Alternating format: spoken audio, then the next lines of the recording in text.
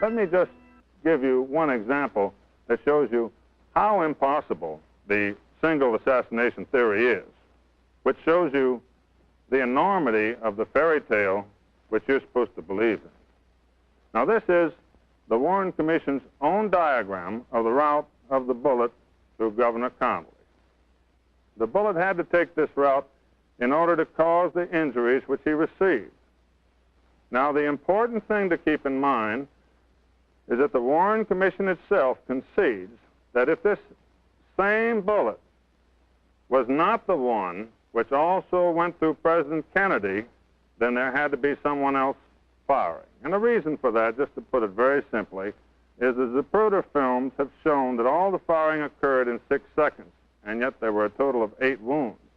Therefore, this one bullet has to cause 7 wounds, because one missed and one was the fatal shot hitting the president. So, by the Warren Commission's own admission, prior to hitting the governor, this bullet had to go through President Kennedy, who was sitting back here.